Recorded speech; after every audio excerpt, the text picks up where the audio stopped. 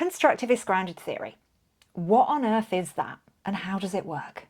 Keep watching because I'm going to tell you. I'm Dr Elizabeth Yardley and I help PhD students get out of their own way and finish their doctorates. I've been doing that for 20 years, and when it comes to PhD stumbling blocks, understanding specific methods, specific techniques is definitely one of them. Because let's face it, there are so many methods out there, so many variations on a specific type of method, and you're like, how does that one differ from that one? It's a complete minefield. I've got a lot of videos here on my channel specifically about qualitative methods, breaking them down, busting through the jargon, just trying to make sense of them. So I will link to the playlist up here, and also I'll pop it in the description for later too, if you want to take a look at that. But for now, let's get into it with constructivist grounded theory.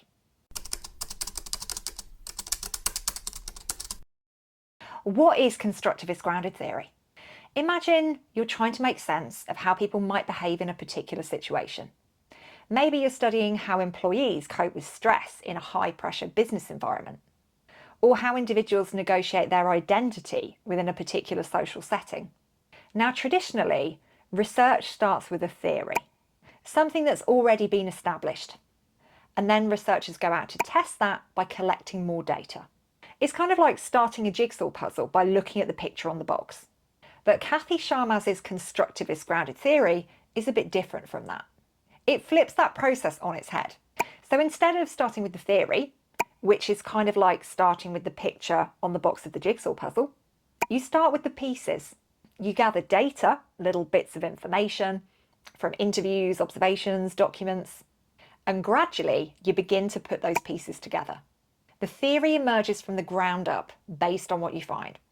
So you don't know what the picture on the box of the jigsaw puzzle looks like when you begin. That only becomes clear as you collect and analyse your data. So that's the kind of grounded element of it. What about the constructivist element of it? What makes it constructivist? Instead of thinking about it like solving a jigsaw puzzle, imagine you're both the artist and the puzzle solver. As you gather the pieces of the puzzle, the data, you're not just trying to match them to a predetermined picture. You're actually painting the picture as you go. Each time you fit a piece or code some data, you're deciding how the broader image or the theory will take shape. And your choices, your perspectives, your interpretations, which are unique to you, will shape how the final picture turns out. In Charmaz's constructivist grounded theory, the theory isn't just something that you discover. You don't just uncover it. It's not like a hidden image. It's something you are actively creating. And your experiences, your biases, your insights, all of these things help fill in the gaps between the puzzle pieces. And this makes the process one of co-creation between you and the data. So by the end, the picture reflects not just the pieces themselves, but also how you choose to interpret and arrange them. Your background, your experiences, your interpretation, all of this helps shape the theory. This is a really key idea in constructivist grounded theory. Charmaz emphasises that we as researchers are not separate from the research. Our own biases and contexts and perspectives, all of these things are always at play. And that's something we need to recognise. Now, before we get on to the next thing, are you thinking about using Charmaz's grounded theory? Let me know in the comments. Let me know if you're using it, if you're not using it but thinking about it, or if you've never heard of it before this video. Get typing, I'd love to know. And whilst you're in there, tell me about your research as well. I would love to know what you're working on because I'm a proper geek when it comes to other people's research. Tell me what you're doing, what you're struggling with, and I'll do what I can to help you. Next up, let's take a look at the role of the researcher, because you are in the picture. In traditional classical grounded theory, which I did a video about recently, I'll link to it up here, the researcher is often seen as a kind of objective data collector, gathering pieces of truth from the field. Charmaz doesn't see it this way. Charmaz argues that the researcher is always constructing or co-creating the research with the participants. That idea might sound a bit abstract, so think of it like this. When you interview someone about their experiences, they tell their story based on who they are, how they feel at that moment, and how they interpret their experiences. You as the researcher then interpret what they've said based on your own background, your own perspective, your own experiences.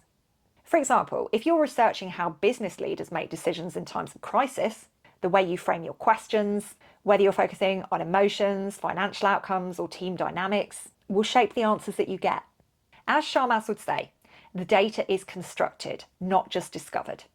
That is worth repeating. The data is constructed, not just discovered. And if you only take one thing away from this video, let that be it. The data is constructed, not just discovered. Write it down, take a screenshot, whatever. That's the important bit. Now, let's dig a bit deeper into how constructivist grounded theory actually works.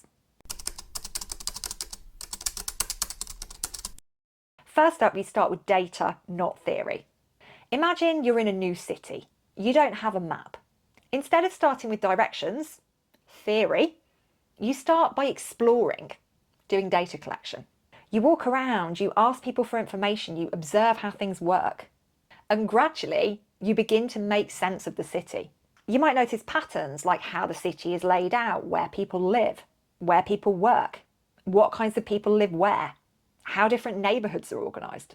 And those observations become the pieces of your puzzle. In constructivist grounded theory, you begin with the data. You talk to people, you observe, you collect documents or reports. And from there, you start piecing together a theory. Let's say you're studying how small businesses adapt to economic recessions. You begin by interviewing small business owners.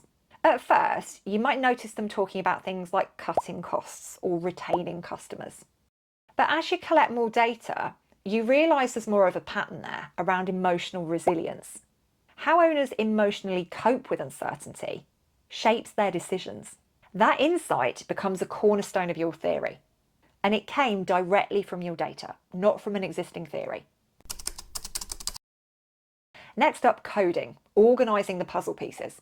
As you gather data, you start to code it. Coding is essentially a way to label chunks of data so you can see patterns. Imagine each piece of data is like a small note. One note might say, employee feels burnt out due to long hours. Another might say, management isn't listening to employee concerns. With coding, you categorise these notes into broader themes. For instance, you might code both examples as workplace stress or communication issues. But here's the key, your codes are not set in stone. As you continue gathering data, your codes might shift. It's like starting with the edges of a jigsaw puzzle and then gradually filling it in as you go along. The picture becomes clearer the more pieces you have. And sometimes you realise that you've been looking at a piece all wrong and you need to shift it. In a study of work-life balance among early career lawyers, you might start coding data relating to workplace culture or time management. But as you dive deeper, you might notice a recurring theme of personal identity. Lawyers grappling with things like whether they see themselves as successful if they choose to prioritise family over work. That might lead you to adjust your coding and explore the deeper identity issues that are influencing work-life balance. Next up, constant comparison, the detective work. Now that you have some codes, you start comparing them.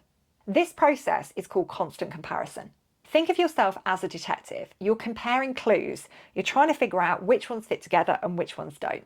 You might compare interviews with different participants to see whether they're saying similar things, or if their experiences differ. For example, if you're studying how businesses adapt to remote work, you might compare the experiences of small companies with large corporations. Do they face similar challenges, or are they completely different? Constant comparison helps you refine your theory by showing you where those patterns hold together and where they break apart. Next up, theoretical sampling. As you start seeing patterns emerge, you might realise that you need more data in a particular area. This is where theoretical sampling comes in. It's like following a trail of breadcrumbs. If something in your data sparks your curiosity, you go back, you collect more data to deepen your understanding of that. Let's say you're doing a study looking at how people respond to redundancy. You might notice that women in your study seem to face different challenges to men. This might then lead you to interview more women to explore that a bit further. You didn't start off with the idea of gendered differences, but the data led you there. And within constructivist grounded theory, you can go and follow that path. You can go and chase down that lead. Next up, memo writing, your research diary. As you go through the process of coding and comparison, you also write memos. Think of memos as your research diary. They're a place to write down your thoughts, reflect on what you're finding, and make connections within your data. These memos are so helpful to you because they help you track how your thinking evolves over time. It's like keeping notes as you put the puzzle together, so you don't lose sight of any of the pieces, where they came from or how they developed. So in that example study of small businesses during economic recession, you might write a memo reflecting on the emotional resilience theme. And it might go something like this. I'm noticing that business owners who talk about emotional resilience seem to have more positive outcomes. Is there a link between mindset and financial success? This memo helps you keep track of your thought process, and it also sparks new ideas for further exploration.